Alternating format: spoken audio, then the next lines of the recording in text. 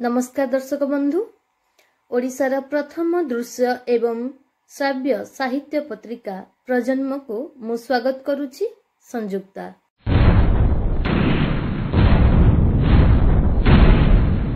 प्रजन्म प्रत्येक सप्ताहर रविवार दिन यूट्यूब चैनल रे प्रसारित हुए। आपण मान जदि आमर चैनल को सब्सक्राइब करि नाहंती तेबे एबे ही सब्सक्राइब करिनियंतु एवं पत्रिकाटी को देखि सारिबा परे आपण मानकर मतामत प्रदान करंतु। हाँ दर्शक बंधु, आसंतु आरंभ करिबा आजिर प्रजन्म को संपादकीय रू।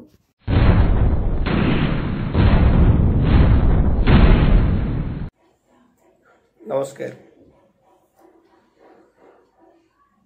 1994 मसीह हास्य कथाकार फतुरानंदंकर एक साक्षात्कार नवा परिप्रेक्षी रे से मत गोटे सुंदर कहानी सुनाई थिले। से कहानी थिला कंकड़ा मानक संपर्क रे। विभिन्न राज्य आसीथिबा कंकड़ा मानक नहीं एक प्रदर्शनी चली थिला एवं कौ राज्यर कंकड़ा श्रेष्ठ से कथा को निर्धारण करिबा पई विचारपति माने प्रत्येक राज्यर कंकड़ा मानक देखि देखि चली थिले। गोटे राज्यर कंकड़ा पाखरे से अटकी गले एवं जानिबा को पाइले ए कंकड़ा ओडिशार। एइथ पई अटकी थिले अन्य राज्यर आसीथिबा कंकड़ा मानकर गोड़ बंधा जाइथिला बेले ओडिशार कंकड़ा मानकर गोड़ बंधा जाई नथिला, अर्थात से माने मुक्त थिले। यार कारण कौन पचारिले कंकड़ा को आनिथिबा मालिक को। मालिकटी उत्तर देला, आज्ञा ए माने ओडिशा कंकड़ा, एमानकर गोड़ बांधिन, एमान जदि टोकईर बाहर को चली जाती जाई परिबे ना आज्ञा। कारण एमानकर स्वभाव होछि एया, ए जातिर स्वभाव होछि एया, जणे ऊपर को उठी गला बेले आउ जणे तळ को टाणी दबा तर प्रवृत्ति। अन्य राज्यर कंकड़ा माने एइथिपई बंधा रहिचंती, जदि जणे ऊपर को उठी जिबा को चाहुछि आउ जणे पिठी देखै दब से केमती ऊपर को उठी जाओ। किंतु ए जातिर एमिति गोटे स्वभाव जे ऊपर को उठी जाउछि ताको तळु टाणी आनिबा से ता जीवन व्रत बोली भाबी निए। तेणु गोटे कंकड़ा ऊपर को बा टोकई बाहर को चली जीवा को चाहिए आर कंकड़ाटी ताको जीवा को दब नाही। एमिति गोटे कहानी अवतारणा करिवार आवश्यकता एइथिपई मु अनुभव कले। गत संख्यार संपादकीय रे जो प्रसंगटी उत्थापन करिथिले से संपर्क रे एकाधिक मतामत आसीथिला एवं एहार चिंतार विषय बोली किछि पाठक, किछि आलोचक, किछि पंडित मत रखिथिले एवं आंतरिकता उपरे निर्भर करे मल्लघर पुआ जीतिछि कि हारी जाइछि, सतरे आमर आंतरिकता कौन। जने पंडित थरे कथा प्रसंग रे मते कहिले, बुझिले आज्ञा, ओडिया भाषा जो शास्त्रीय मान्यता पाइला एवं शास्त्रीय मान्यता पाई जो माने जे बाहाबा नौचंती से माने प्रकृत रे ओडिया भाषा शास्त्रीय मान्यता पाइबा पई कौन से काम करि नथिले। काम अन्य माने कले, फल से मान पाइले। या भितरे प्रकृत रे से पंडितंकर अभिमान थिला, आक्रोश थिला ना तांको नाम को एथे जोड़ा जाई नथिबा हेतु से थिले मर्माहत से तो पर कथा किंतु गोटे कथा मु बुझी पारले आमे शास्त्रीय भाषार मान्यता पाई सारला परे भी ताकू नहीं आमे गर्व अनुभव करूना बरं परस्पर परस्पर प्रति कादो छिटा मारुचु से तो आम भाषा आगे पारुने ना कौन कहते आपण मैंने विचारंतु एवं आम भाषा केमिति गोटे सुदृढ़ भाषा परिणत हो विश्व काया विस्तार करिबो से संपर्क रे चिंता करंतु रहुछि पुणी आसंता थर को भाषा को नहीं दुईटी गल्प तीनोटी कविता एवं गोटिए पिक्चर को नहीं आजिर प्रजन्म तेबे आसंतु देखिबा सूचीपत्र को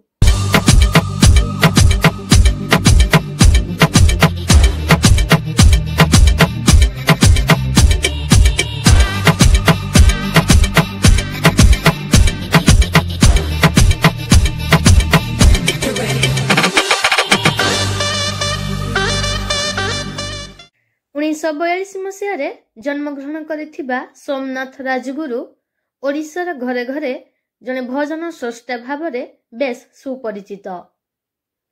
अन्यून 3000 ऊर्ध्व भजन लिखि सारिथिबा तथा जने गीतिकवि भावरे एकाधिक गीति कवितार स्रष्टा 78 वर्षीय सोमनाथ राजगुरु आजिर प्रजन्म साहित्य पृष्ठारे।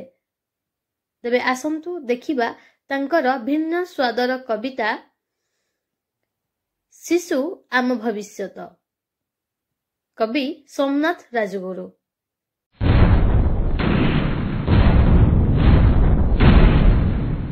लोहित कमल फूल फुटाई शिशु ओठरे जन्म देइछ तुमे आमरी बेनी कोଳରେ। लोहित कमल फूल फुटाई शिशु ओठरे जन्म देइछ तुमे आमरी बेनी कोଳରେ। प्रभु हे बड़ हेले से बंतु से ए माटी कोଳରେ, बड़ होई से बंतु से ए माटी कोଳରେ। लोहित कमल फूल फुटाई शिशु ओठरे जन्म देइछ तुमे आमरी बेनी कोଳରେ। शिशु दिने बड़ हेब देशर माटी रे, देश पाई प्राण देव सकल हितरे। ए देशरे जगन्नाथ नील चक्रे बाना, बाना गाउछि कविता थरे टिके अना। माउ जन्मस्थान सिए परा महापुण्य, माउ जन्मस्थान सिए परा महापुण्य। ता सेवारे जाऊ प्राण, ता सेवारे जाऊ प्राण। एहा अटे सत्य रे, एहा अटे सत्य। जनमी जनम भूमि स्वर्ग ठारू बड़ रे, पिता धर्म पिता स्वर्ग पिता महियान रे। जननी जनम भूमि स्वर्ग ठारू बड़ रे, पिता धर्म पिता स्वर्ग पिता महियान रे। पिता माता सेवा आउ देश सेवा कर, देश सेवा कले मिले सरगर फल। जवान किसान दुई ए माटी संतान से ही, जवान किसान दुई ए माटी संतान से ही। मिशु दिने शरीरटा देशर माटी रे। लोहित कमल फूल फुटाई शिशु ओठरे मरिबाटा सत्य एबे माटी रे मिशिब। मरी जगत माटी रे अमर होइब। मरिबाटा सत्य दिने माटी रे मिशिब। मरी जगते माटी रे अमर होइब। धन्य बोली शुभुथिब जनता मुखरे, जय जवान जय किसान जय रे। 1957 मसीहा एप्रिल 13 तारिख महाविषुव संक्रांति रे कवि मंजुवाला दासंकर जन्म हुए जगतसिंहपुर जिला କୁଥାପଦା ଗ୍ରାମରେ। ସେ ପାଖାପାଖି 11 ଖଣ୍ଡ ପୁସ୍ତକର ରଚୟିତା, ଯାହା ଭିତରେ ରହିଛି ମନ ନିର୍ଝର, ବାଲିଘର, ମୋ ପିଲାଦିନ, ସଫଳତାର ମୂଳମନ୍ତ୍ର ତଥା ବହୁ ଅଭୁଲା ପ୍ରାଚୀନ କବିତାକୁ ନେଇ ତାଙ୍କର କବିତା ସଂକଳନ ଅଭୁଲା ସେ ପାଠ, ଅଭୁଲା ସେ କବିତା। ଦୀର୍ଘ 45 ବର୍ଷର ସାହିତ୍ୟ ସାଧିକା ଏହି ମଞ୍ଜୁବାଳା ଦାସ ଆଜି ପ୍ରଜନ୍ମର କବିତା ପୃଷ୍ଠାରେ। ଆସନ୍ତୁ ଦେଖିନେବା ତାଙ୍କର କବିତା ଆମ ଗାଁ ତମ ଗାଁ। କବି ମଞ୍ଜୁବାଳା ଦାସ।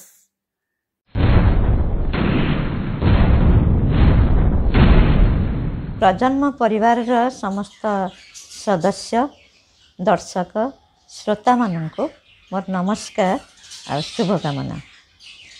ଆମର ଗାଁ ସମୟ ସ୍ରୋତରେ ବଦଳି ଯାଇଛି। ଆମର ପିଲାଦିନର ଗାଁ ଆଉ ନାହିଁ। ସେଇ ସବୁଜିମା ଘେରା ସ୍ନେହ ମମତା ଭରା ଗାଁ ଆଜି ଆଉ ନାହିଁ। ଆଜି ଗାଁର ରୂପ ବଦଳି ଯାଇଛି। ତେଣୁ ତାକୁ ନେଇକିରି ତମ ଗାଁ, ଆଜିର ତମ ଗାଁ, ଆମ ସେତେବେଳର ଆମ ଗାଁକୁ ନେଇକିରି ମୋର ଗୋଟେ କବିତା ଆମ ଗାଁ ତମ ଗାଁ।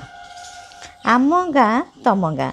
ମୁଁ ଖୋଜେ ମମତାମୟୀ ମୋ ସ୍ୱପ୍ନର ଗାଁ, ଯେଉଁଠି ମମତା ଝରେ ପାହାନ୍ତି କାକରେ, ତା ନଈ ପଠା ବିଲବନ ହସି ଉଠେ କାଶତଣ୍ଡି ଫୁଲେ। ତମ ଗାଁ ଇଟା ସିମେଣ୍ଟ କଂକ୍ରିଟ ଜଙ୍ଗଲ, ତା ଭିତରେ ଝୁରେ ମନ। ମୋ ଗାଁର ଧାଡ଼ି ଧାଡ଼ି ସାହାଲା ସାହାଲା ଘର, ଛଣ ବା ନଡ଼ାରେ ଛପର। ବେଶ ଭଲ ଲାଗେ, ବେଶ ଭଲ ଲାଗେ ଆମ ଗାଁ ନୂଆଣିଆ ଚାଳ ଘର। କଖାରୁ ଡଙ୍କ ମାଡ଼ିଛି, ଲଟେଇଛି ଲାଉଆଇ ପୋଇ। ସତେ ଅବା ଚାଳ ନାହିଁ, ଅଛି ଖାଲି ଘନ ଘଞ୍ଚ ସବୁଜ ପତର। ବର୍ଷା ଧୁଆ ଚାଳ ମଥନରୁ ଉଠି ଉଠି ଧୂଆଁର କୁଣ୍ଡଳି, ତା ଅଳସ ଭାଙ୍ଗୁଥାଏ ଭିଡ଼ିମୋଡ଼ି ହେଉଥାଏ ପୁଣି। ଧାରା ଶ୍ରାବଣର ଓଳି ଦେଇ ବହି ଆସେ ନାଲି ଚା ପାଣି। ତମ ଗାଁ ପକ୍କା ରାସ୍ତା କଂକ୍ରିଟ ଦାଣ୍ଡରୁ ମୁଁ ଖୋଜେ ମୋ ଗାଁର ମୁଠା ମୁଠା ଧୂଳି, ଯେ ଧୂଳିରେ ମିଶିଛି ଭିଜାମାଟି ବାସ୍ନା। ସ୍ମୃତି ବାଲିଘର, ପୁଚି ଆଉ ବୋହୂ ଚୋରି ଖେଳ, ମିଛି ମିଛିକା ଭାତ ରନ୍ଧା, ନଡ଼ିଆ ସଢ଼େଇ ଚୁଲି, ସବୁକିଛି ଅପାସରା ଟିକିଏ ବି ପାରୁନାହିଁ ଭୁଲି। ତମ ଗାଁ ଚକ୍ ଚକ୍ ବିଜୁଳି ଆଲୁଅ, ତା ଭିତରେ ମୁଁ ଖୋଜୁଛି ଦାଉ ଦାଉ ଜହ୍ନି ଫୁଲର ରୋଷଣୀ, ରଣି ଫୁଲ ଜୋଛନାର ସୁଅ। ଝୁରେ ମନ ଋତିମତୀ ମାଟିର ସେ, ବାଉଳା ବାସ୍ନାର ସ୍ମୃତି ବୁଣି ବୁଣି। ରଜ ସଜବାଜ ଆଉ ରଜର ମଉଜ, ତା ସାଙ୍ଗକୁ ଝୁମି ଉଠେ ରଜ ଦୋଳି। କୁଆଁର ପୁନେଇ ଜହ୍ନ ସାଥେ ଫୁଲ ବଉଳ ବେଣୀ। ଆମ ଗାଁର ଅନ୍ଧାରେ ଅନ୍ଧାରେ ବଣବୁଦା ଗଛ ଡାଳେ ଡାଳେ, ମିଞ୍ଜି ମିଞ୍ଜି ଜୁଳି ଜୁଳିଆ ପୋକ ଆଲୁଅରେ ଆକାଶରୁ ତାରା ଫୁଲ ଝରେ। ତମ ଗାଁ କିଆବୁଦା ବିଲ ଗହୀରରେ, ଶୁଭେ ନାହିଁ ବିଲୁଆଙ୍କ ହୁକେ ହୋ ଡାକ। ଗହଳିଆ ଆମ୍ବ ତୋଟା ନାହିଁ, କୋଇଲିର କୁହୁ ଅବା ଶୁଭିବ ବା କାହିଁ। ତୁମ ଗାଁ ଦୂର କିଆ ବଣୁ ଦିଶେ ନାହିଁ ଦିକ୍ ଦିକ୍ ଡାଆଣି ଆଲୁଅ। ଅଧରାତି ମଶାଣିରେ ଚିରୁଗୁଣି ସେକେନା ତା ପୁଅ। ଆମ ଗାଁ ଶାଗ ମୁଗ ପିଠାପଣା ଦିଆନିଆ, ତମ ଗାଁ ନାହିଁ। ଆମ ଗାଁ ସ୍ନେହ ପ୍ରୀତି ସହି ସଙ୍ଗାତକୁ କେଉଁଠାରେ ଖୋଜି ପାଉନାହିଁ। ଆମ ଗାଁ ସ୍ନେହ ପ୍ରୀତି ସହି ସଙ୍ଗାତକୁ କେଉଁଠାରେ ଖୋଜି ପାଉନାହିଁ। ତମ ଗାଁ ରାସ୍ତା ଚକ୍ ଚକ୍ ସହରୀ ସହରୀ ବାସ୍ନା, ଟିକେ ନାହିଁ ଉଠପଡ଼ ନାହିଁ ଖାଲକମା। କେଜାଣି କାହିଁକି ମୋତେ ଲାଗେ ତମ ଗାଁ ମୋର ସେହି ଗାଁ ନୁହେଁ, ମୋତେ ଭଲ ଲାଗେ ନାହିଁ ଜମା। ସମୟର ପକ୍ଷାଘାତେ ତମ ଗାଁ ବିଦୀର୍ଣ୍ଣ ବିଷଣ୍ଣ, ହରାଇତା ନିଜ ପରିଚୟ ଶତଚିହ୍ନ ତାହାର ଲପନ। ମୁଁ ଖୋଜୁଛି ମୁଁ ଝୁରୁଛି ସବୁଜ ବଳୟିତ, ସ୍ନେହମୟୀ ମୋର ସେହି ପ୍ରିୟ ଗାଁ ଛବି। ଦୁର୍ଦିନେ ବି ମୋ ମନରେ ଫୁଟାଏ ଯେ ଆରକ୍ତ କରବି, ଯାହାକୁ ମୁଁ ଦେଖୁଥିଲି ସ୍ୱପ୍ନରେ ସ୍ୱପ୍ନରେ, ଶୈଶବ କୈଶୋର ଆଉ ବୟସର ସବୁ ପାହାଚରେ।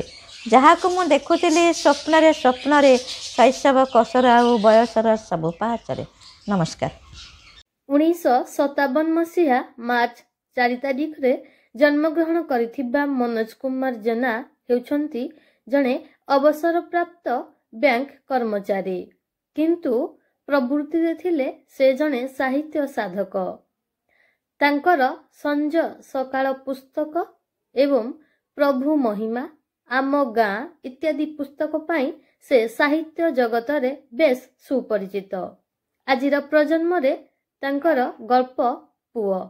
ଗାଳ୍ପିକ ମନୋଜ କୁମାର ଜେନା।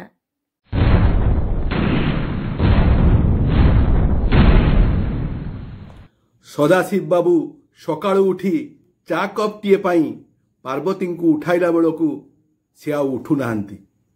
ପାର୍ବତୀଙ୍କର ଦେହାନ୍ତ ହେବା ଦେଖି ଭାଙ୍ଗି ପଡ଼ୁଥିଲେ ସଦାଶିବ ବାବୁ। ପାଦ ତଳୁ ମାଟି ଖସି ଯାଉଥିଲା। ପଞ୍ଜରା ତଳୁ ହାବୁକା ମାରି ଉଠି ଆସୁଥିବା କୋହ ପାଲଟିଥିଲା ଲୁହରେ। ଆଖିର ଉପକୂଳକୁ ଲଙ୍ଘି ଲୋତକର ଧାର ବହି ଚାଲିଥିଲା। ପାର୍ବତୀ ମଧୁମେହ ଓ ହୃଦରୋଗ ଭଳି ବହୁ ରୋଗରେ ଘାଣ୍ଟି ହେଉଥିଲେ, କିନ୍ତୁ ଏମିତି ଅପ୍ରତ୍ୟାଶିତ ଭାବେ ତାଙ୍କୁ ଏକଲା କରି ଚାଲିଯିବେ ସେ ସ୍ୱପ୍ନରେ ସୁଦ୍ଧା ଭାବିନଥିଲେ।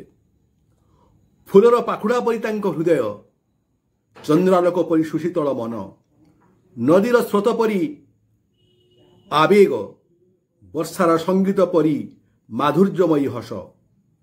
ସଂଗ୍ରାମ, ସଂଘର୍ଷ ଆଉ ଜଞ୍ଜାଳର ଜଞ୍ଜିରରୁ ଏକ ଉଜ୍ଜ୍ୱଳ ପ୍ରତିମା ପରି ଉଠି ଆସିଥିଲେ ପାର୍ବତୀ। ତାଙ୍କ ବିନା ଜୀବନ କିଭଳି ଦୁର୍ବିସହ ଚିନ୍ତା କରି ମ୍ରିୟମାଣ ହେଉଥିଲେ ସଦାଶିବ ବାବୁ। ପ୍ରକୃତିସ୍ଥ ହୋଇ ବମ୍ବେ ରହୁଥିବା ଦୁଇ ପୁଅଙ୍କ ନିକଟକୁ ଫୋନ୍ କଲେ। ଦୁଇ ପୁଅ ଦୁଇ ଅଗ୍ରଣୀ କମ୍ପାନୀରେ ଉଚ୍ଚପଦସ୍ଥ ଅଫିସର। ଦୁଇ ପୁଅ ମାର ଦେହାନ୍ତ ଖବର ପାଇ ବିଷର୍ଣ୍ଣ ଓ ବିବ୍ରତ ହୋଇପଡ଼ି କହିଲେ, ବାପା, ଏବେ ତ କରୋନା ମହାମାରୀ ଯୋଗୁଁ ସଟ୍ଡାଉନ୍, ଲକଡାଉନ୍, ଟ୍ରେନ୍ ଓ ଫ୍ଲାଇଟ୍ ସବୁ ବାତିଲ। ଆମେ ଯିବା ସମ୍ଭବ ନୁହେଁ। ଆପଣ କେମିତି କାମଟା ଚଳେଇ ନିଅନ୍ତୁ। ସଦାଶିବ ବାବୁ ପଡ଼ୋଶୀ, ବନ୍ଧୁବାନ୍ଧବ, ସାଙ୍ଗସାଥୀମାନଙ୍କୁ ଫୋନ୍ କଲେ। ସମସ୍ତଙ୍କ ଆଖିରେ ସହାନୁଭୂତିର ଲୁହ, ସହୃଦୟତାର କୋହ। କରୋନା କା ବିସ୍ତାର କରି ମୃତ୍ୟୁର ତାଣ୍ଡବ ରଚନା କରୁଥିବା ସମୟରେ ସମସ୍ତେ ଆତଙ୍କିତ, ଆଶଙ୍କିତ।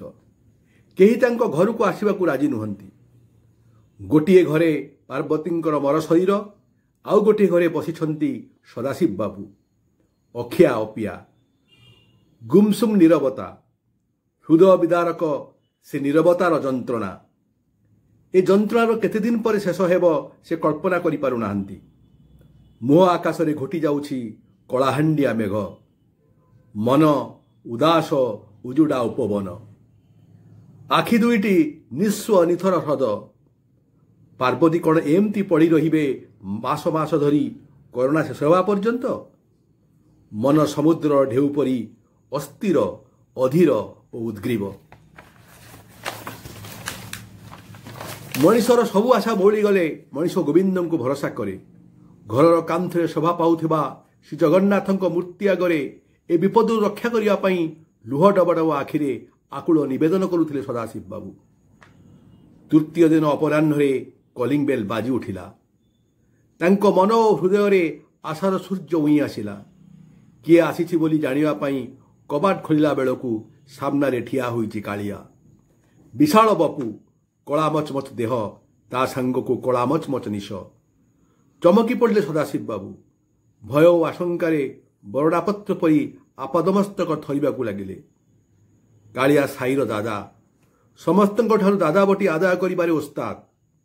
ଗଣେଶ ପୂଜା, ଦୁର୍ଗା ପୂଜା ସମୟରେ ସଦାଶିବ ବାବୁଙ୍କୁ ବେଇଜ୍ଜତ କରି, ଅଶ୍ରାବ୍ୟ ଭାଷାରେ ଗାଳିଗୁଲଜ କରି ମାରିଦେବ ବୋଲି ଧମକାଇ ମୋଟା ଚାନ୍ଦା ଆଦାୟ କରେ। ତାଙ୍କ ମନ ଆକାଶରେ ଆଶଙ୍କାର ଘୂର୍ଣ୍ଣିଝଡ଼। କରୋନା ସମୟରେ ତାଙ୍କ ପ୍ରତିକୂଳ ପରିସ୍ଥିତିର ଫାଇଦା ଉଠାଇବାକୁ ଆସିଛି କାଳିଆ। ଭୁଜାଲି ଦେଖାଇ ତାଙ୍କ ଘରୁ ସବୁ ଲୁଟି ନେବ ଓ ତାଙ୍କ ଘରେ କଳାକନା ବୁଲାଇ ଦେବ। ସ୍ୱଭାବ ସୁଲଭ ଗୁରୁ ଗମ୍ଭୀର ସ୍ୱରେ କାଳିଆ କହିଲା, ମାଉସୀଙ୍କର କରୋନାରେ ମୃତ୍ୟୁ ହୋଇଯାଇଛି ବୋଲି ଏ ଖଣ୍ଡମଣ୍ଡଳରେ ହାଲା ହୋଇଯାଇଛି। ଏବେ ମାଉସୀଙ୍କର କ'ଣ କ୍ରିୟାକ୍ରମ କଲେଣି? ନା, କିଛି କରିପାରିନି। ଆମ ଘରକୁ କେହି ଆସୁନାହାନ୍ତି, ଅସହାୟ ସ୍ୱରରେ କହିଲେ ସଦାଶିବ ବାବୁ। ଆପଣ ବ୍ୟସ୍ତ ହୁଅନ୍ତୁ ନାହିଁ, ମୁଁ ସବୁ ବାହାର କାମ ସମ୍ଭାଳି ନେବି। ମୋ ସ୍ତ୍ରୀ ଲକ୍ଷ୍ମୀ ଆସିଛି, ସେ ଘର ଭିତରର କାମ ସବୁ କରିନେବ। ହଁ, ଆଉ ମୁଖାଗ୍ନି କିଏ ଦେବ? ପୁଅ, ପୁତୁରା, ଭଣଜା କିଏ ଆସିଛନ୍ତି କି? ନା, କେହି ଆସିନାହାନ୍ତି କି ଆସିବେ ନାହିଁ। ତୁ ମୁଖାଗ୍ନି ଦେ। ଏହା କିପରି ସମ୍ଭବ? ଆପଣ ଉଚ୍ଚ ଜାତିର ବ୍ରାହ୍ମଣ, ମୋର ଜାତିଗୋତ୍ର କିଛି ଠିକ୍ ଠିକଣା ନାହିଁ। ମୁଁ ଆପଣଙ୍କର ରକ୍ତ ସମ୍ପର୍କ ନୁହେଁ। କାଳିଆର ହାତ ଦୁଇଟିକୁ ମୁଠାଇ ଧରି ସଦାଶିବ ବାବୁ କହିଲେ, ତୋତେ ହିଁ ସବୁ କରିବାକୁ ପଡ଼ିବ। ତାଙ୍କ ଆଖିରୁ ଦୁଇଟି ବରକୋଳି ପରି ଲୁହ ଟୋପା ଖସି କାଳିଆର ହାତକୁ ଭିଜାଇ ଦେଇଥିଲା। କାଳିଆ ଓ ଲକ୍ଷ୍ମୀ ମିଶି ସମସ୍ତ କ୍ରିୟା କର୍ମ ଦଶାହ ଓ ଏକାଦଶାହ ଆଦି କାର୍ଯ୍ୟ ସୁଚାରୁ ରୂପେ ସମ୍ପାଦନ କଲେ। ସଦାଶିବ ବାବୁଙ୍କ ଗୋଡ଼ ତଳେ ଲାଗିଲାନି। ସେ ଭାବୁଥିଲେ, ଭାବ ବିନୋଦିଆ କରୁଣା ବାରିଧି କାଳିଆ ଠାକୁର ତାଙ୍କ ଆତୁର ଆବେଦନ ଶୁଣି କାଳିଆ ଓ ଲକ୍ଷ୍ମୀଙ୍କୁ ପଠାଇଲେ ତାଙ୍କୁ ବିପଦରୁ ଉଦ୍ଧାର କରିବା ଲାଗି। ସଭ୍ୟ ଶିକ୍ଷିତ ମଣିଷମାନେ ସ୍ୱାର୍ଥର ବୃତ୍ତ ମଧ୍ୟରେ ସୁରକ୍ଷିତ ରହିବାକୁ ଚାହାନ୍ତି। ହଲିଲା ପାଣିକୁ ଗୋଡ଼ ବଢ଼ାନ୍ତିନି। ବୃତ୍ତର ବଳ ବାହାରେ ଥିବା ମଣିଷମାନେ ଯନ୍ତ୍ରଣାରେ ଛଟଫଟ ହେଉଥିବା ସମୟରେ ସେମାନେ ନିରାପଦ ଦୂରତାରେ ରହିବାକୁ ଶ୍ରେୟସ୍କର ମଣନ୍ତି। ଚାରିପାଖର ମଣିଷମାନଙ୍କ ପାଇଁ ସେମାନଙ୍କର ସହାନୁଭୂତି ବା ସହୃଦୟତା ନଥାଏ। କାଳିଆ ଭଳି ଜୀବନକୁ ପାଣି ଛଡ଼େଇ ଦେଇଥିବା ଚାରିଦୌଡ଼ି କଟା ମଣିଷମାନେ ହିଁ ଜୀବନକୁ ବାଜି ଲଗେଇ ମଝି ନଈକୁ ବିନା ଦ୍ୱନ୍ଦ୍ୱ ଓ ଦ୍ୱିଧାରେ ଡେଇଁପଡ଼ି ଅସହାୟ ମଣିଷମାନଙ୍କୁ କୂଳରେ ଲଗାଇଥାନ୍ତି। କିଛିଦିନ ପରେ କାଳିଆ ଓ ଲକ୍ଷ୍ମୀଙ୍କୁ ସଦାଶିବ ବାବୁ ଘରକୁ ଡାକିଲେ। ଉତ୍କଣ୍ଠାର ସହ ପଚାରିଲେ, କାଳିଆ, ତୁ ଦସ୍ୟୁ ରତ୍ନାକର ଥିଲୁ, ବାଲ୍ମୀକି ହେଲୁ କିପରି? ସବୁ ସେଇ କାଳିଆର ଲୀଳା। 4 ମାସ ତଳେ ଲକ୍ଷ୍ମୀଙ୍କୁ ବାହା ହେଲା ପରେ ଗୋଡ଼େ ଗୋଡ଼େ ମୋତେ ଜଗିଛି, ମୁଁ ଯେପରି ଅବାଟକୁ ନ ଯାଏ। ମୋତେ କହିଲା, ତୁମେ ମଉସାଙ୍କୁ ଆଗରୁ ବହୁତ ଖରାପ ବ୍ୟବହାର କରିଛ। ବିପଦ ସମୟରେ ତାଙ୍କୁ ସାହାଯ୍ୟ କରି ପାପର ପ୍ରାୟଶ୍ଚିତ କର। ସଦାଶିବ ବାବୁ 2 ଜଣଙ୍କ ହାତକୁ ଜାବୁଡ଼ି ଧରି କହିଲେ, ତୁମେ ମୋତେ ବଡ଼ ବିପଦରୁ ଉଦ୍ଧାର କରିଛ। ତୁମ ଋଣ ମୁଁ ଶୁଝିପାରିବି ନାହିଁ। ମୁଁ 2ଟି ଅନୁରୋଧ କରିବି, କଥା ଦିଅ ତୁମେ ଦୁହେଁ ରଖିବ। ପାର୍ବତୀ ମୋତେ ଆଗରୁ କହିଥିଲା, ଯେଉଁ ପୁଅ ତାର ମୁଖାଗ୍ନି ଦେବ ତାକୁ ତାର ସବୁ ଅଳଙ୍କାର ଉପହାର ଦେବ। ଏ ଅଳଙ୍କାରକୁ ତୁମେ ନେଲେ ତାର ଆତ୍ମା ଶାନ୍ତି ଲାଭ କରିବ। ଦ୍ୱିତୀୟ କଥା ହେଲା, ଏ ଆପାର୍ଟମେଣ୍ଟରେ ମୋର 3ଟି ଫ୍ଲାଟ୍ ଅଛି, ଯୋଡ଼ିଏ 2 BHK ଆଉ ଗୋଟିଏ 1 BHK।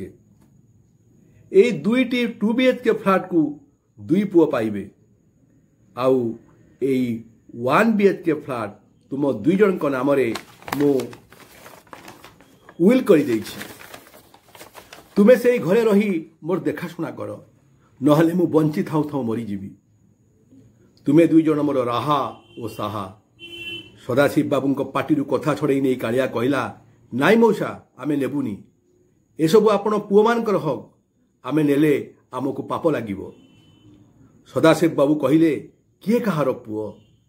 ଖାଲି ରକ୍ତରୁ ଜନ୍ମ ହୋଇଗଲେ କିଏ କାହାର ପୁଅ ହୋଇଯାଏ ନାହିଁ। ବାର୍ଦ୍ଧକ୍ୟ, ବ୍ୟଥା, ବେଦନାରେ ଯେ ପାଖରେ ଠିଆ ହେଲା, ଶେଷ ସମୟରେ ଯେ ପେଟକୁ ଗଣ୍ଡେ ଦାନା ଆଉ ତୁଣ୍ଡକୁ ଟିକିଏ ପାଣି ଦେଲା, ରୋଗ ଯନ୍ତ୍ରଣାରେ ଜଳୁଥିବା ସମୟରେ ଆହା ବୋଲି କହି ଆଉଁସି ଦେଲା, ସେ ହିଁ ପ୍ରକୃତ ପୁଅ। ଲୁହ ଟଳମଳ ଆଖିରେ କାଳିଆ ଓ ଲକ୍ଷ୍ମୀ ଅପଲକ ନୟନରେ ସଦାଶିବ ବାବୁଙ୍କୁ ଅନାଇ ରହିଥିଲେ। ଆମ ସମୟର ଏକ ନିଚ୍ଛକ ସତ୍ୟତାକୁ ପରିପ୍ରକାଶ କରିବାକୁ ଇଚ୍ଛା କରିଛନ୍ତି ଗାଳ୍ପିକା ପ୍ରିୟଙ୍କା ବିଶ୍ୱାଳ। ଏଥର ପ୍ରଜନ୍ମରେ ତାଙ୍କର ମିନି ଗଳ୍ପ ପାଗେଳି। ଗାଳ୍ପିକା ପ୍ରିୟଙ୍କା ବିଶ୍ୱାଳ।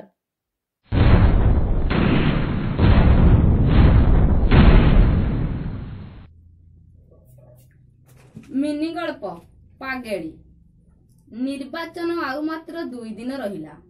ନେତାମାନଙ୍କ ଛାତି ପଡୁଥାଏ ଉଠୁଥାଏ। କିଏ ଟଙ୍କା ବାଣ୍ଟୁଥାଏ ତ କିଏ ମଦ ମାଂସରେ ଲୋକମାନଙ୍କୁ ଭସାଉଥାଏ। ସରପଞ୍ଚ ପ୍ରାର୍ଥୀ ରାମଚନ୍ଦ୍ର ବାବୁ ସେଦିନ ଶବର ବସ୍ତିକୁ ଯାଇ ବସ୍ତିଟା ସାରା ଲୋକଙ୍କୁ ଟଙ୍କା ଓ ସ୍ତ୍ରୀ ଲୋକଙ୍କୁ ଶାଢ଼ୀ ବାଣ୍ଟିଲେ। ସେ ତାଙ୍କ ବକ୍ତବ୍ୟ ମାଧ୍ୟମରେ ଜଣାଇଲେ, ସେ ନିର୍ବାଚନ ଜିତିଲେ ପ୍ରଥମେ ମା ଭଉଣୀଙ୍କ ସମ୍ମାନ ପାଇଁ ଗାଁ ପୋଖରୀ କୋଳରେ ଏକ ଗାଧୁଆ ଘର ନିର୍ମାଣ କରିବେ। ମା ଭଉଣୀମାନେ ଖୋଲାରେ ଗାଧୋଇବେ ନାହିଁ। ବସ୍ତିକୁ ପାଇପ୍ ମାଧ୍ୟମରେ ଜଳ ଯୋଗାଇ ଦେବେ। ଏମିତି ଅନେକ କଥା କରିବେ ବୋଲି ସେ ଭାଷଣ ଦେଲେ। ତାଙ୍କ କଥାରେ ମୁଗ୍ଧ ହୋଇ ବସ୍ତିବାସୀ ତାଳି ମାରିଲେ। ଟଙ୍କା ଓ ଶାଢ଼ୀ ପାଇ ସମସ୍ତଙ୍କ ମନ ଖୁସି।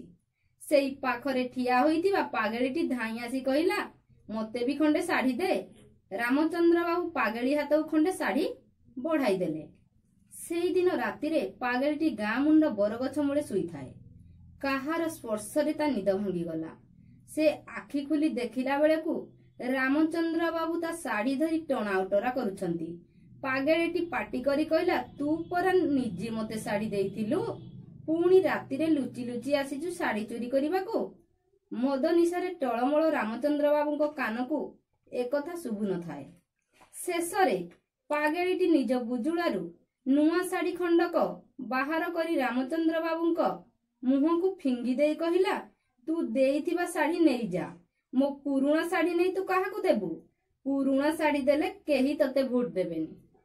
କେହି ଜଣେ ପାଶ୍ଚାତ୍ୟ ସମାଲୋଚକ କହିଥିଲେ, literature is the mirror of society, ଅର୍ଥାତ୍ ସାହିତ୍ୟ ହେଉଛି ସମାଜର ଦର୍ପଣ ସଦୃଶ। ସମାଜରେ ଘଟି ଯାଉଥିବା ବହୁବିଧ କଥାକୁ ସାହିତ୍ୟ ତାର କଳେବର ଭିତରେ ସ୍ଥାନିତ କରିଥାଏ। ଏବେ ତ ଆମ ସମୟରେ ନଈଗୁଡାକ ମରିବାକୁ ଆରମ୍ଭ କଲେଣି। ନଈ ସବୁ କାହିଁକି ମରିଯାଉଛନ୍ତି? ହୁଏତ ଆମ ଆଖିରେ ତାହା ଧରା ପଡୁନାହିଁ, କିନ୍ତୁ ଧରା ପଡୁଛି କବିଙ୍କ ଆଖିରେ। କବିତା ମଲା ନଈ, କବି ନିର୍ମଳ ଚନ୍ଦ୍ର ରାଉତ।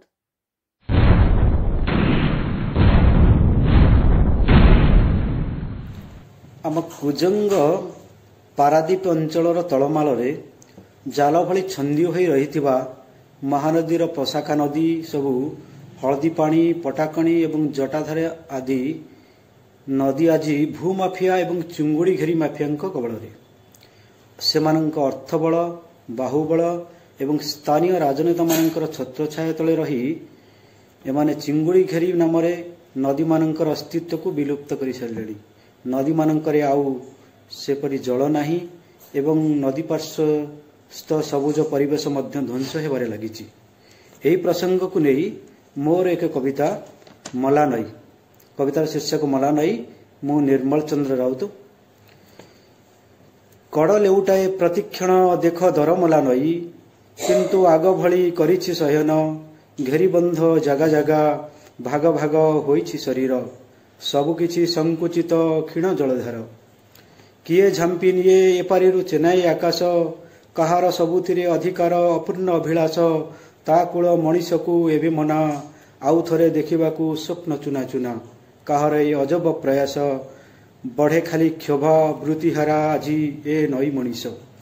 ଶୁଷ୍କ କ୍ଷୀଣ ନଈ ଧାର ବୋଲି ବେଢ଼ିଥିଲା କେବେ ଯେ ପ୍ରାଣ ସଦୃଶ୍ୟ, ଗଢ଼ିଥିଲା ଅମାପ ଭୂଇଁ ଶ୍ୟାମ ସବୁଜ, କିଏ ସେ ବୁଝିଛି ତାକୁ ଆଜି ହରେଇଛି ବୋଲି। ନାହିଁ ଜଳ ନାହିଁ ବୃକ୍ଷ, ଶୁଷ୍କ ବୋଲି ଖାଲି ନଈ ବାଲି ଆଉ ବାଲି। ଆହା ପଦକୁ କେହି ନପାରେ ବୁଝି, ବା ବାରେ ତାଙ୍କର କି ଲାଭ ଅଛି। ମନେ ପଡ଼େ ସବୁଥର ପରି ତା କୂଳ କୂଳରେ ଯେତେ ସବୁ ହସକାନ୍ଦ ଜୀବନ ଯାତନା, ଖୋଲିଦେବି କାହା ଆଗେ ଏବେ ଏବେ ଖୋଜୁଛି ବାହାନା। ଜନମଠୁ ଆଜି ଯାଏ ତାର ମୋର ଯେତେ ସବୁ ଭାବ, ଛିନ୍ନ ଭିନ୍ନ ମଣିଷର ମନ, ସକଳ ବ୍ୟବସ୍ଥା ଏ ଭିତରେ ସବୁକିଛି ବୁଡ଼ିଯିବ। ସେପାରିର ଇନ୍ଦ୍ରଧନୁ କ'ଣ ଏପାରିରେ ଆଉ ଧରାଛୁଆଁ ଦେବ? କି ସୁଖ ସାଉଁଟିବୁ ଭାଇ ହଳଦୀ ପାଣିରୁ, କି ସୁଖ ସାଉଁଟିବୁ ହଳଦୀ ପାଣିରୁ ଭାଇ, ହଜିବାକୁ ବସିଲାଣି ଏବେ ଆମ ସେଇ ଦରମଲା ନଈ। ଦର୍ଶକ ବନ୍ଧୁ, ଚଳିତ ସଂଖ୍ୟାରୁ ଆମେ ଆରମ୍ଭ କରିବାକୁ ଯାଉଛୁ ଏକ ନୂତନ କାର୍ଯ୍ୟକ୍ରମ, ପ୍ରଜନ୍ମ ଫିଚର। ଓଡ଼ିଶାର ସାହିତ୍ୟିକମାନଙ୍କୁ ନେଇ ଏହି ଫିଚର ଆମେ ଦେଖେଇବୁ ଆପଣମାନଙ୍କୁ ଏକ କ୍ଷୁଦ୍ର ପ୍ରାମାଣିକ ଚଳଚ୍ଚିତ୍ର। ଏହି କ୍ରମରେ ଏ ସଂଖ୍ୟାରେ ଅଛନ୍ତି ଓଡ଼ିଶାର ବେଶ ଜଣାଶୁଣା ବିଶିଷ୍ଟ ସାହିତ୍ୟ ସମାଲୋଚକ ତଥା ଓଡ଼ିଶା ସାହିତ୍ୟ ଏକାଡେମୀ ପୁରସ୍କାର ପ୍ରାପ୍ତ ଆଲୋଚକ ପ୍ରଫେସର କୃଷ୍ଣଚନ୍ଦ୍ର ପ୍ରଧାନ। ଫିଚର ଅଳ୍ପରେ କୃଷ୍ଣଚନ୍ଦ୍ର ପ୍ରଧାନ, ତଥ୍ୟ ଓ ପ୍ରସ୍ତୁତି ଡକ୍ଟର ଦେବାନନ୍ଦ ଦାସ ଏବଂ ବର୍ଣ୍ଣନା ଶର୍ମିଷ୍ଠା ମହାନ୍ତି।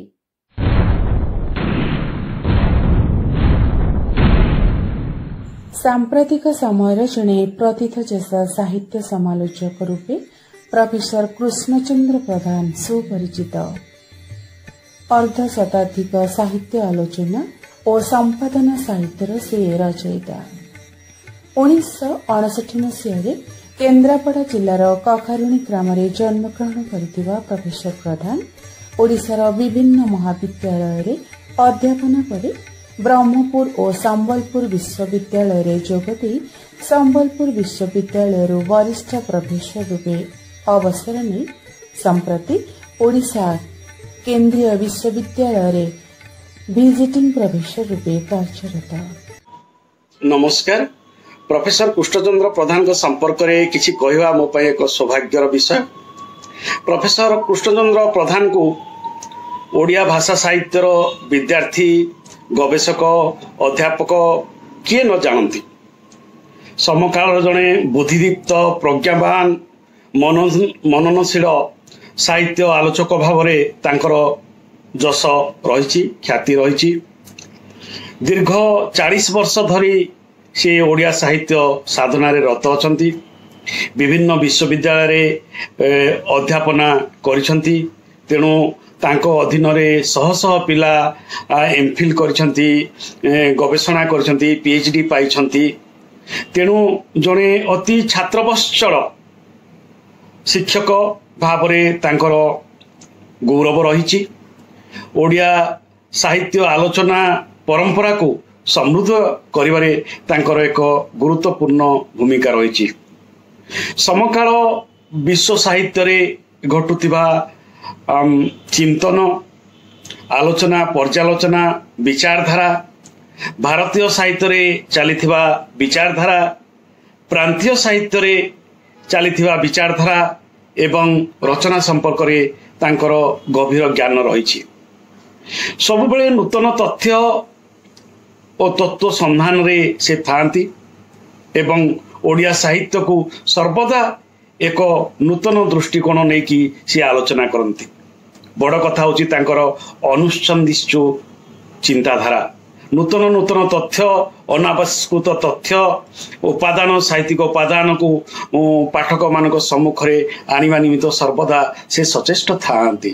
50ରୁ ଅଧିକ ପୁସ୍ତକ ଏବଂ ଶତାଧିକ ଗବେଷଣାଧର୍ମୀ ପ୍ରବନ୍ଧ ତାଙ୍କ ମନନଶୀଳ, ପ୍ରଜ୍ଞାଶୀଳ ବ୍ୟକ୍ତିତ୍ୱର ପରିଚାୟକ। ତାଙ୍କର ପ୍ରମୁଖ ପୁସ୍ତକ ଗୁଡ଼ିକ ଭିତରେ ଓଡ଼ିଆ କବିତାର ଅତୀତ ଓ ସାମ୍ପ୍ରତିକ ଧାରା, କାବ୍ୟଭୂମିରେ ଫକୀରମୋହନ, ପଶ୍ଚିମ ଓଡ଼ିଶାର ଲୋକ ସଂସ୍କୃତି, ଓଡ଼ିଆ ସାହିତ୍ୟର ଇତିହାସ, ସମୀକ୍ଷା ଲୋକ, ଓଡ଼ିଆ ଗଦ୍ୟ ରୂପ ଓ ରୂପାନ୍ତର, ଆଲୋଚନା ଓ ସିଦ୍ଧାନ୍ତ, ଓଡ଼ିଆ କଥାକଳ୍ପନାର ଦିଗ ଦିଗନ୍ତ, ଧର୍ମ ସାହିତ୍ୟ ଓ ସାହିତ୍ୟ ତତ୍ତ୍ୱ, ଓଡ଼ିଆ ଲୋକ ସାହିତ୍ୟ ଓ ଲୋକ ସଂସ୍କୃତି, ଓଡ଼ିଆ ରୀତି ସାହିତ୍ୟ, ଦେଶ ଓ ଭାଷାର କାରିଗର ଫକୀରମୋହନ, ଓଡ଼ିଆ ସାହିତ୍ୟର ସାମାଜିକ ଓ ସାଂସ୍କୃତିକ ବିକାଶ ଧାରା, ବିଶ୍ୱବିଦ୍ୟାଳୟ ପ୍ରବନ୍ଧମାଳା, ସମ୍ୟକ ଆଲୋଚନା ଇତ୍ୟାଦି ଅନ୍ୟତମ।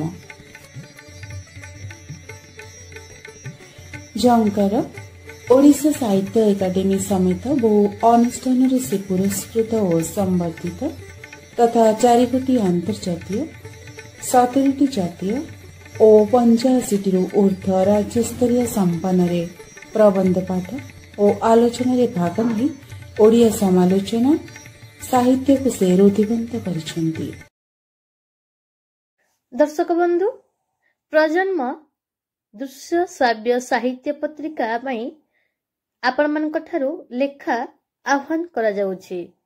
ଆପଣମାନେ ଯଦି ପ୍ରଜନ୍ମ ସାହିତ୍ୟ ପତ୍ରିକାରେ ନିଜକୁ ଦେଖିବା ପାଇଁ ଚାହୁଁଛନ୍ତି, ତେବେ ଆପଣମାନଙ୍କର ନିଜର ଲେଖାଟିକୁ ରେକର୍ଡିଂ କରି ଆମ ନିକଟକୁ ପଠାଇ ଦିଅନ୍ତୁ। ଆମର ହ୍ୱାଟ୍ସଆପ୍ ନମ୍ବରଟି ହେଲା 9381777391।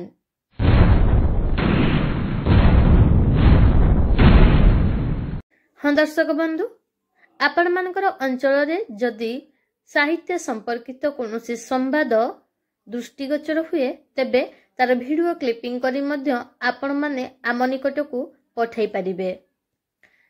ଆମେ ଏହି ପତ୍ରିକାର ଏ ସପ୍ତାହର ସାହିତ୍ୟ ସମ୍ବାଦ ଶୀର୍ଷକ नामक कार्यक्रम प्रस्तुत करने जाउछु जेउथिरे आपण पठेइथिबा विजुअल को सथिरे देखाई दिया जाई परिबो।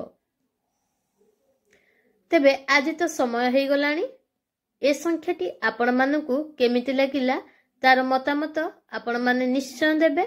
मतामत देबार नंबरटी हैला 9381777391। एतद व्यतीत आपण माने आमर यूट्यूब चैनल रे मध्य कमेंट बॉक्स माध्यम रे आपणकर मतामत देई परिबे। तेबे पुणी देखा हबो आसंता संख्या रे। से पर्यंत विदाय दियंतु। रहुछि नमस्कार।